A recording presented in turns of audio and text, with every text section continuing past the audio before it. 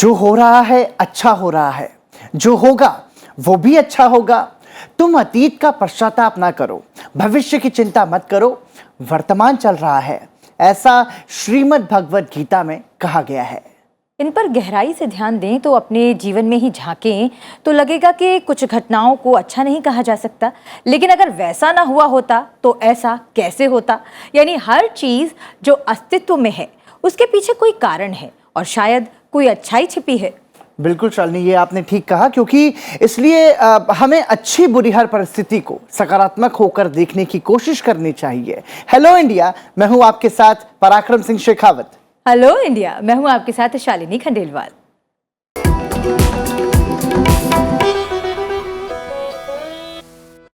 पराक्रम, सबसे पहले जान लेते हैं कि आज हेलो इंडिया में हम क्या कुछ खास लेकर आए हैं। बिल्कुल, हेलो इंडिया में नजर डालेंगे आज की बड़ी खबरों पर, बताएंगे आपको राष्ट्रीय अंतर्राष्ट्रीय समाचार, साथ ही होंगी राज्यों की सुर्खियां भी।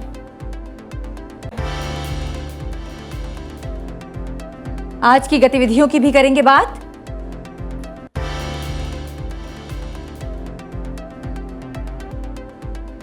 साथ ही न्यूज यू कैन यूज में आपको बताएंगे कि पैन कार्ड गुम होने पर आसानी से कैसे पाएं नया पैन कार्ड। और इसके अलावा पलटेंगे इतिहास के पन्नों को, जानेंगे आज के दिन से जुड़ा इतिहास। तो अगले आधे घंटे जुड़े रहिए मेरे और शालिनी के साथ हेलो इंडिया में। आइए शुरुआत करते हैं आज की मुख्य खबरों के साथ।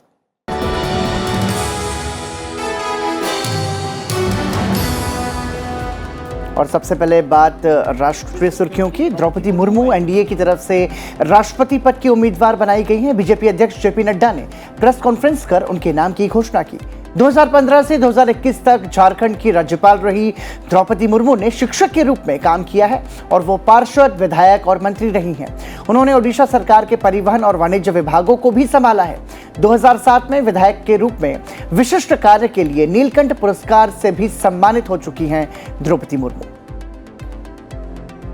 टीवी देखिकी न्यूज देखिकी आसीथिबे, मु भी वर्तमान टेलीविजन न्यूज देखिली आउ मु वर्तमान किसी कहवाकू चाहे ना। परवर्ती समय में आपको जहाँ भी बाइट देवी वर्तमान नुह है कहीं आपको धन्यवाद, आप एत कष्ट कर आछंती। अगले महीने होने वाले राष्ट्रपति चुनाव के लिए विपक्ष ने पूर्व केंद्रीय मंत्री यशवंत सिन्हा को अपना उम्मीदवार घोषित कर दिया है। दिलचस्प बात यह है कि इस अवसर पर कांग्रेस, टीएमसी, एनसीपी और लेफ्ट समेत तमाम प्रमुख विपक्षी दलों की तरफ से एक साझा बयान जारी किया गया, जिसमें बीजेपी और उनके सहयोगी दलों सहित सभी पार्टियों से एक योग्य राष्ट्रपति के निर्विरोध चुनाव के लिए यशवंत सिन्हा की उम्मीदवारी का समर्थन करने की अपील की गई। लोकसभा अध्यक्ष ओम बिरला ने मंगलवार को वियतनाम की कम्युनिस्ट पार्टी के हो ची मिन्ह सिटी के पार्टी सचिव न्युएन वान नैन से संसद भवन में मुलाकात की। इस अवसर पर ओम बिरला ने वान नैन का संसद भवन में स्वागत किया। अपनी वियतनाम यात्रा का उल्लेख करते हुए उन्होंने कहा कि हो ची मिन्ह सिटी वियतनाम की बढ़ती समृद्धि, आर्थिक सफलता और आधुनिकीकरण का प्रतीक है। भारत वियतनाम राजनयिक संबंधों की 50वीं वर्षगांठ के अवसर पर दोनों देशों के बीच आपसी संबंधों को मजबूती देने के विषय में ओम बिरला ने कहा कि वियतनाम के वित्तीय, तकनीकी और औद्योगिक केंद्र के रूप में हो Chi Minh city Bharat Vietnam आर्थिक और व्यापारिक संबंधों में एक महत्वपूर्ण भूमिका निभाता है।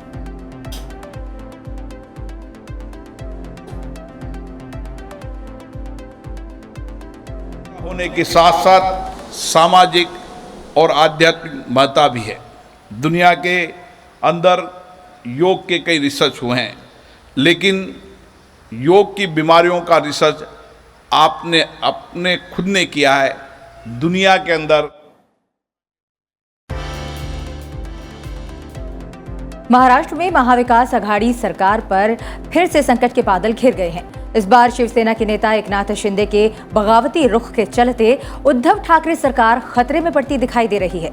ताजा खबरों के अनुसार अभी तक अपने साथी विधायकों के साथ सूरत में रह रहे एकनाथ शिंदे अब 34 समर्थक शिवसेना विधायकों के साथ असम रवाना हो रहे हैं। माना जा रहा है कि उनके साथ 7 निर्दलीय विधायक भी हैं। कल शाम को महाराष्ट्र के मुख्यमंत्री उद्धव ठाकरे ने एकनाथ शिंदे से मोबाइल पर बात कर उन्हें मनाने का प्रयास भी किया, लेकिन एकनाथ शिंदे ने कांग्रेस एनसीपी का साथ छोड़ बीजेपी के साथ सरकार बनाने की शर्त पर वापस आने की बात कही, जिसे उद्धव ठाकरे ने अस्वीकार कर लिया। एकनाथ शिंदे अघाड़ी सरकार बनने की कवायद के दौरान मुख्यमंत्री पद की दौड़ में सबसे आगे थे। 40 MLA अभी यहाँ मौजूद है और सभी लोग जो है हम बाला साहब ठाकरे जी का जो हिंदुत्व है इस और उनकी जो भूमिका है उसको हम लोग आगे ले जाना चाहते हैं। राष्ट्रीय सुरक्षा सलाहकार अजीत डोभाल ने अग्निपथ योजना को समय की आवश्यकता बताया। राष्ट्रीय सुरक्षा सलाहकार ने कहा कि भारत के आसपास माहौल बदल रहा है, ऐसे में सेना भी बदलाव में होना चाहिए। उन्होंने स्पष्ट किया कि अग्निपथ अपने आप में एक स्टैंडअलोन योजना नहीं है। 2014 में जब प्रधानमंत्री नरेंद्र मोदी सत्ता में आए तो उनकी प्रमुख प्राथमिकताओं में से एक भारत को सुरक्षित और मजबूत बनाना था। अजीत डोभाल ने कहा कि जो हम कल कर रहे थे अगर वही भविष्य में भी करते रहे तो हम सुरक्षित रहेंगे, ये जरूरी नहीं। यदि हमें कल की तैयारी करनी है तो हमें परिवर्तित होना पड़ेगा। अग्निवीर योजना आवश्यक इसलिए थी क्योंकि भारत के चारों तरफ माहौल बदल रहा है। एनएसए ने कहा, युद्ध अब बड़े बदलाव के दौर से गुजर रहे हैं। हम संपर्क रहित युद्धों की ओर जा रहे हैं और हमारी लड़ाई अदृश्य शत्रुओं से है। हथियारों की जगह टेक्नोलॉजी का सहारा लिया जा रहा है। इसलिए अगर हमें कल की तैयारी करनी है तो हमें खुद को बदलना होगा। भारत के हर नागरिक, हर यूथ, हर युवा, every youth of this country who has got a desire and a motivation and feels a sense of commitment to defend the country, he gets an opportunity. His youth, his energy, his talent is poured towards making this country strong and impregnably defended. प्रवर्तन निदेशालय ने national Herald अखबार से जुड़े कथित धन शोधन मामले में 5वें दिन मंगलवार को कांग्रेस नेता राहुल गांधी से करीब 9 घंटे तक पूछताछ की। वायनाड से कांग्रेस के सांसद गांधी ने ईडी कार्यालय में 5 दिन पूछताछ में लगभग 50 घंटे गुजारे हैं और अधिकारियों ने उनसे कई सत्रों में पूछताछ की और धन शोधन निवारण अधिनियम के तहत उनका बयान दर्ज किया। दरअसल नेशनल हेराल्ड मामला एक अखबार से जुड़ा है। और अब रुख करते हैं राज्यों की खबरों की ओर।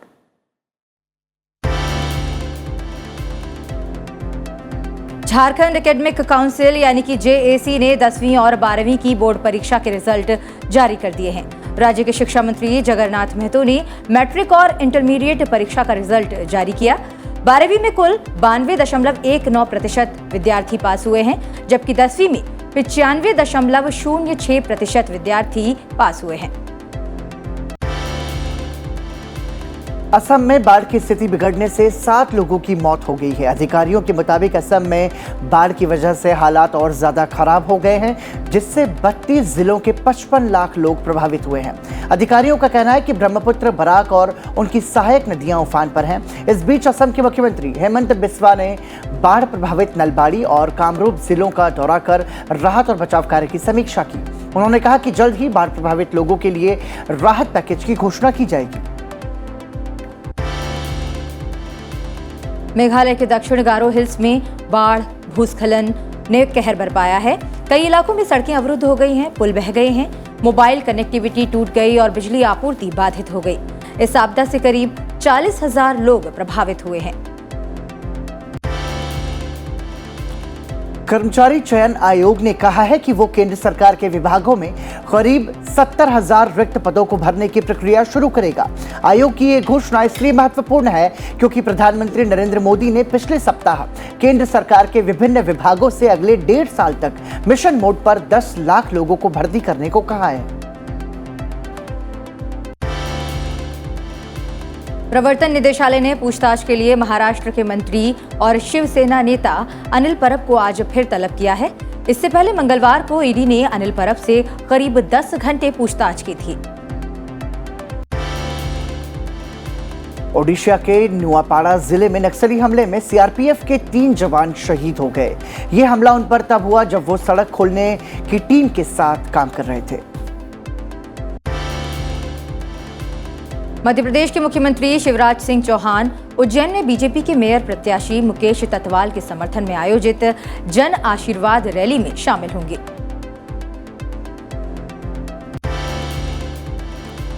हरियाणा में 28 नगर पालिकाओं के 19 जून को हुए चुनाव की मतगणना आज शुरू हो गई है। सभी नगर पालिकाओं में अध्यक्ष पद के कुल 221 उम्मीदवारों के भाग्य का फैसला मतगणना के आधार पर होगा। और आइए अब नजर डालते हैं अंतर्राष्ट्रीय सुर्खियों पर। प्रधानमंत्री नरेंद्र मोदी इस सप्ताह 5 देशों के समूह ब्रिक्स के डिजिटल माध्यम से आयोजित होने वाले शिखर सम्मेलन में चीनी राष्ट्रपति शी जिनपिंग और रूसी राष्ट्रपति व्लादिमीर पुतिन के साथ जुड़ेंगे। सम्मेलन में यूक्रेन पर रूस के हमले से उत्पन्न भू राजनीतिक विषय अहम रहेगा। विदेश मंत्रालय ने मंगलवार को कहा कि चीन के राष्ट्रपति जिनपिंग के आमंत्रण पर प्रधानमंत्री नरेंद्र मोदी 23 और 24 जून को ब्रिक्स के वार्षिक शिखर सम्मेलन में डिजिटल माध्यम से भाग लेंगे। इसमें 24 जून को अतिथि देशों के साथ वैश्विक घटनाक्रम पर एक उच्च स्तरीय वार्ता भी शामिल है। विदेश मंत्री डॉक्टर एस जयशंकर 26वीं राष्ट्रमंडल शासनाध्यक्षों की बैठक CHOGM में भाग लेने के लिए 22 से 25 जून तक किगाली का दौरा करेंगे। वह चोगम में भारतीय प्रतिनिधिमंडल का नेतृत्व करेंगे। इस बैठक को कोविड-19 महामारी के कारण 2 बार स्थगित किया जा चुका है। इस दौरान विदेश मंत्रालय ने एक बयान में कहा कि डॉक्टर जयशंकर 24-25 जून को राष्ट्रमंडल शिखर सम्मेलन में प्रधानमंत्री नरेंद्र मोदी का प्रतिनिधित्व करेंगे।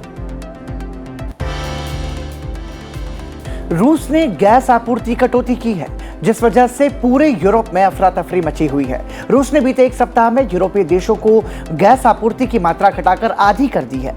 यूरोपीय नेताओं और व्यवसायों को इस बात की आशंका है कि इस कटौती से अगले सर्दियों तक आर्थिक और राजनीतिक संकट पैदा होंगे।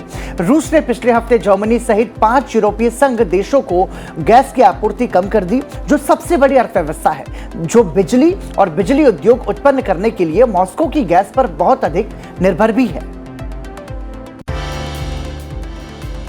वरिष्ठ राजनयिक रुचिरा कंबोज को मंगलवार को न्यूयॉर्क में संयुक्त राष्ट्र में भारत की स्थायी प्रतिनिधि नियुक्त किया गया। वर्तमान में 1987 बैच की भारतीय विदेश सेवा अधिकारी रुचिरा कंबोज भूटान में भारत के दूत के रूप में कार्यरत हैं। बता दें कि कंबोज भूटान में भारत की पहली महिला राजदूत हैं।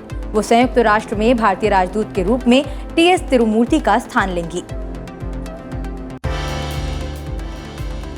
मालदीव की राजधानी स्थित नेशनल फुटबॉल स्टेडियम में मंगलवार को धार्मिक कट्टरपंथियों की भीड़ ने अंतर्राष्ट्रीय योग दिवस से संबंधित एक कार्यक्रम में धावा बोल दिया और इसे अस्थायी रूप से बाधित कर दिया। इस दौरान भीड़ ने तोड़फोड़ की और संपत्ति को नुकसान पहुंचाया। पुलिस ने इस संबंध में 6 लोगों को हिरासत में लिया है। ऑस्ट्रेलिया ने घोषणा की है कि वो संकटग्रस्त श्रीलंका को तत्काल भोजन और स्वास्थ्य देखभाल संबंधी जरूरतों को पूरा करने और आर्थिक सुधार का समर्थन करने के लिए $5 करोड़ देगा। ऑस्ट्रेलिया के गृह मंत्री क्लेयर ओनील ने, जो इस समय श्रीलंका के दौरे पर हैं, उन्होंने राष्ट्रपति गोटाबाया राजपक्षे और प्रधानमंत्री रानिल विक्रमसिंघे से मुलाकात की। ये सहायता विशेष रूप से महिलाओं और बच्चों के लिए होगी।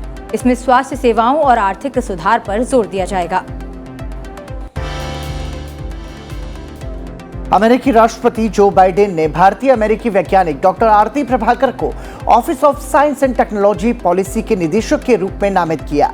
यदि सीनेट द्वारा पुष्टि की जाती है तो डॉक्टर प्रभाकर पहली महिला अप्रवासी होंगी जो ये इतिहास रचेंगी। बाइडेन ने डॉक्टर प्रभाकर को एक शानदार और उच्च सम्मानित इंजीनियर और व्यवहारिक भौतिक विज्ञानी बताया। इजराइल में सत्ता छोड़ रही गठबंधन सरकार संसद भंग करने के लिए इस हफ्ते एक विधेयक लाएगी। अगर संसद भंग हुई तो देश में 3 साल के अंदर 5वीं बार संसदीय चुनाव होंगे। हांगकांग का मशहूर जंबो फ्लोटिंग रेस्टोरेंट यानी तैरता हुआ होटल दक्षिण चीन सागर में डूब गया है। हादसे में कोई हताहत नहीं हुआ है, लेकिन तैरते रेस्टोरेंट को बचाने के सभी प्रयास नाकाम रहे।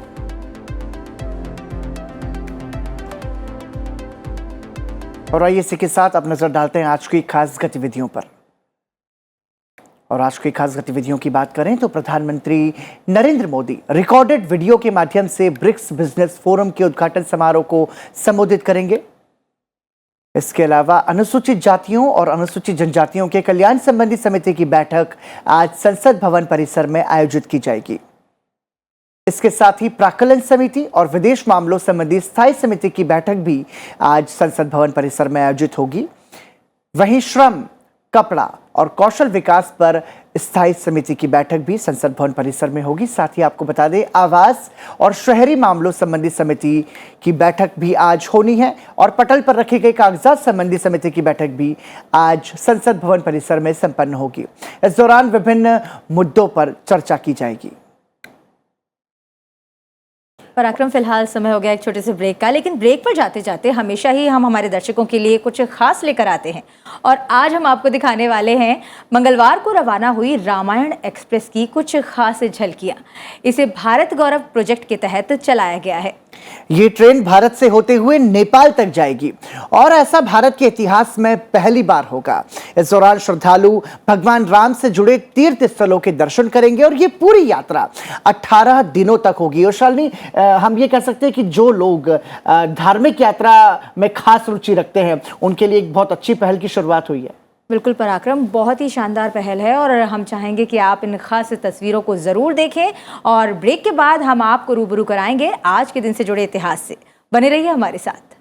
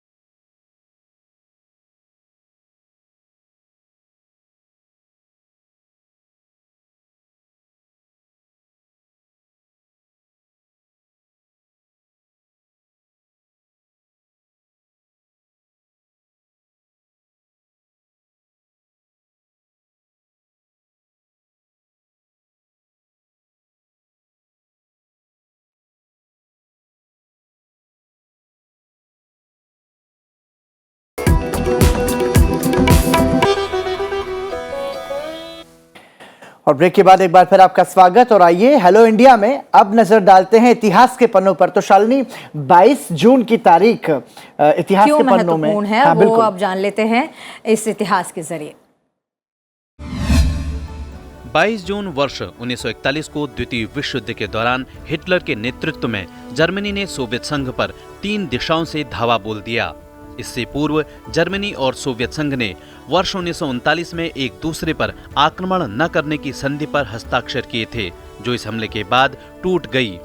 हिटलर के इस आक्रमण को ऑपरेशन बारबरोसा के नाम से भी जाना जाता है। अचानक हुए इस हमले से सोवियत संघ के नेता जोसेफ स्टालिन तैयार नहीं थे और इसी वजह से जर्मन सेनाओं ने शुरुआत में अच्छी बढ़त बना ली थी। एक लंबे संघर्ष के बाद अप्रैल 1945 में हिटलर की आत्महत्या के साथ यह युद्ध समाप्त हुआ और साथ ही सितंबर 1945 में द्वितीय विश्व युद्ध पूर्ण रूप से समाप्त हो गया। 22 जून वर्ष 2016 में भारतीय अंतरिक्ष अनुसंधान संस्थान इसरो ने एक साथ 20 उपग्रहों को लॉन्च किया। इन उपग्रहों को ध्रुवीय उपग्रह प्रक्षेपण यान PSLV-C34 के जरिए छोड़ा गया। यह पहली बार था जब किसी भारतीय प्रक्षेपण यान ने इतनी बड़ी संख्या में एक साथ उपग्रहों को अंतरिक्ष में छोड़ा था। यह प्रक्षेपण श्रीहरिकोटा के सतीश धवन अंतरिक्ष केंद्र से किया गया था, जिसमें PSLV-C34 रॉकेट ने कार्टोसैट 2 सीरीज की सैटेलाइट को तयशुदा ऑर्बिट में स्थापित किया था। इन 20 उपग्रहों में भारत का भू सर्वेक्षण उपग्रह कार्टोसैट 2, 2 भारतीय छात्रों की ओर से बनाए गए उपग्रह और अमेरिका, कनाडा, जर्मनी और इंडोनेशिया के अंतर्राष्ट्रीय ग्राहकों के 17 सूक्ष्म और अति सूक्ष्म उपग्रह शामिल थे। इस सफल कामयाबी के बाद इसरो ने फरवरी 2017 में 104 उपग्रहों को एक साथ प्रक्षेपित कर एक नया इतिहास रचा था। और इतिहास के बाद बात एक ऐसी चीज़ की जो एक महत्वपूर्ण डॉक्यूमेंट है और जिसके बिना पराक्रम हमारा कोई भी वित्तीय काम नहीं हो पाता। ऐसा कौन सा डॉक्यूमेंट है शालिनी? मतलब बहुत सारे डॉक्यूमेंट्स ऐसे हैं लेकिन जो हमें वित्तीय हर काम के जगह काम लिए आते हैं। सबसे ज़रूरी है हमारा पैन कार्ड, और पैन कार्ड के बगैर हमारा इनकम टैक्स रिटर्न हम दाखिल नहीं कर पाते, और बैंक अकाउंट खोलने, बिजनेस शुरू करने और प्रॉपर्टी खरीदने बेचने के लिए भी हमें पैन कार्ड की ज़रूरत पड़ती और है। शालिनी, इसके पहले हमने खबरों में ही देखा था कि आधार को भी पैन से लिंक करने की बात कही गई थी। बैंक अकाउंट में डिटेल्स तो मांगी जाती ही हैं, लेकिन यदि आपका पैन कार्ड गुम हो जाए तो आपको घबराने की जरूरत नहीं है। आप घर बैठे कुछ ही मिनटों में ई पैन कार्ड डाउनलोड कर सकते हैं। और कैसे, ये आपको दिखाएंगे हम हमारे खास segment news you can use में। देखिए इस रिपोर्ट को। पैन कार्ड की हार्ड कॉपी से ज्यादा सुरक्षित ई पैन कार्ड को माना जाता है, क्योंकि ये एक सॉफ्ट कॉपी होती है। ई पैन कार्ड एक वर्चुअल कार्ड होता है। इस कार्ड को आप अपने मोबाइल में रख सकते हैं और जरूरत पड़ने पर डाउनलोड भी कर सकते हैं। ई पैन कार्ड को डाउनलोड करने के लिए इनकम टैक्स की आधिकारिक वेबसाइट www.onlineservices.nsdl.com पर विजिट करें। यहाँ आपको ई पैन कार्ड का ऑप्शन दिखेगा, उस पर क्लिक करें, अपना पैन कार्ड नंबर और आधार कार्ड नंबर दर्ज करें। रजिस्टर्ड मोबाइल नंबर डालने के बाद आगे का प्रोसेस फॉलो करें। आपका ई कार्ड डाउनलोड हो जाएगा। ई पैन कार्ड के बहुत सारे फायदे हैं। पैन कार्ड की हार्ड कॉपी के चोरी होने या गुम होने का डर रहता है, जबकि ई पैन कार्ड को आप डिजिटल रूप में अपने मोबाइल में सेव करके रख सकते हैं। ई पैन कार्ड का इस्तेमाल जरूरत पड़ने पर कहीं भी ई वेरिफिकेशन के लिए किया जा सकता है। आपको बता दें कि ग्राहकों की सुविधा के लिए अधिकांश वित्तीय संस्थान ई पैन कार्ड को स्वीकार करते हैं। ब्यूरो रिपोर्ट, संसद टीवी। तो पराक्रम, बहुत ही आसान तरीका हमने बताया pan card, e PAN card को डाउनलोड करने का।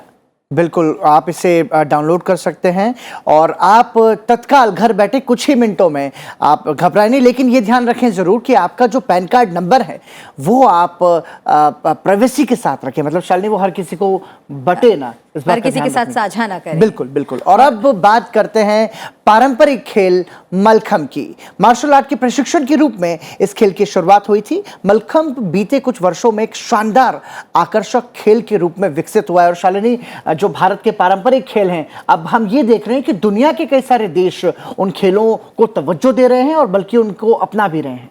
बिल्कुल पराक्रम, मैं एक बार फिर से बता दें कि मलखम्ब एक ऐसा खेल है जिसमें एक वर्टिकल पोल पर खिलाड़ी चढ़ता है और इसे भारतीय जिम्नास्टिक भी कहते हैं। भारत के इस प्राचीन खेल ने पहली बार बर्लिन 1936 ओलंपिक के दौरान पूरी दुनिया का ध्यान आकर्षित किया था पराक्रम। और इसके बारे में और जानने के लिए आप सभी को दिखाते हैं एक रिपोर्ट।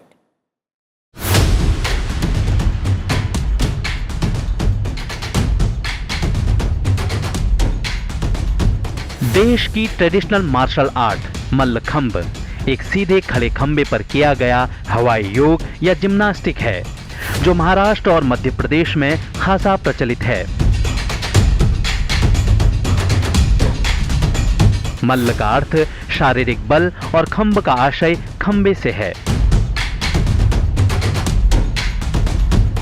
मल्लखंब का उल्लेख 12वीं सदी में चालुक्यकालीन ग्रंथों में देखा जा सकता है। पेशवा बाजीराव द्वितीय के गुरु बालम भट्ट दादा देवधर ने इसका प्रचलन दोबारा शुरू किया था। इस पारंपरिक खेल में जमीन में धंसे खंबे पर चढ़कर कौशल का प्रदर्शन किया जाता है। शारीरिक बल, गति, फुर्ती, लचीलापन और साहस, इन सारे एलिमेंट्स के साथ ये खेल देखने वालों को रोमांचित कर जाता है।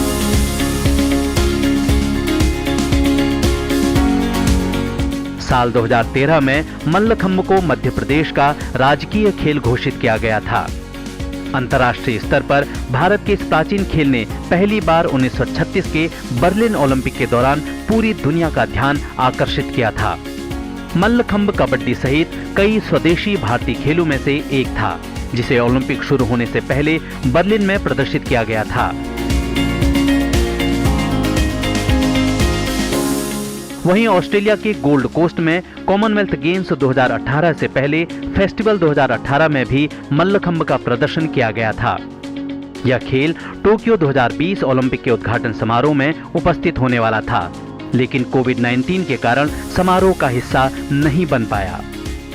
वहीं इस बार मल्लखंब को खेलो इंडिया यूथ गेम्स 2022 में भी शामिल किया गया।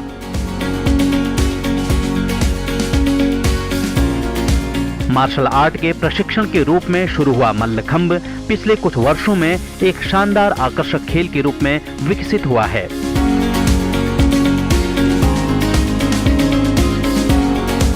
बीते कुछ सालों में पोल मल्लखंब, हैंगिंग मल्लखंब और रोप मल्लखंब, इन 3 प्रकार के मल्लखंबों ने प्रतियोगिताओं में लोकप्रियता हासिल की है।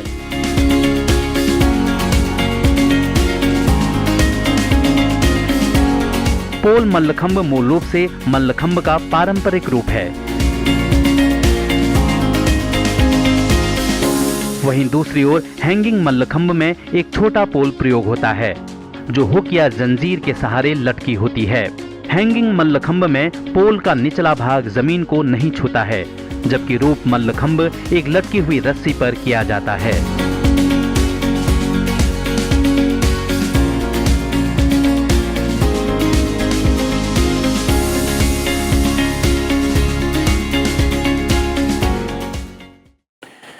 तो शालिनी, हम देख रहे हैं कि आज मल्लखंब और कबड्डी जैसे भारत के पारंपरिक खेलों को बढ़ावा दिया जा रहा है। सरकार भी बढ़ावा दे रही है और अंतर्राष्ट्रीय स्तर पर भी इसे खासा पसंद किया जा रहा है। बिल्कुल पराक्रम, और निश्चित ही भारत की पहचान सिर्फ इन खेलों से ही नहीं और बहुत सारे अन्य क्षेत्रों में भी है, जिसका एक खास नज़ारा हमें कल भी देखने को मिला अंतर्राष्ट्रीय योग दिवस के मौके पर। बिल्कुल बिल्कुल, और ये भारत का गर्व है। और हम हमारे संसद टीवी के सभी दर्शकों से भी हम ये अपील करेंगे कि अपने बच्चों को आप भारत के पारंपरिक खेलों के बारे में बताइए और जितना हो सके उनके साथ इन खेलों को खेलिए भी। और हम आपको बता दें कि संसद टीवी के आपका ये जो खास कार्यक्रम है हेलो इंडिया, इसको आप संसद टीवी के अलावा यूट्यूब और फेसबुक पर भी देख सकते हैं। साथ ही संसद टीवी को ट्विटर और इंस्टाग्राम पर भी उपलब्ध है। और पराक्रम, यहाँ हम ये अपील ज़रूर करेंगे कि आप संसद टीवी के पेजेस को, इन आईडीज़ को फॉलो ज़रूर करें और उस पर आप अपने सुझाव भी दे सकते हैं। हमें आपकी प्रतिक्रियाओं का इंतज़ार रहेगा। और अब जैसा कि मैं अभी बात कर रही थी पराक्रम, कल जो नज़ारा था वो अपने आप में बेहद ख़ास था।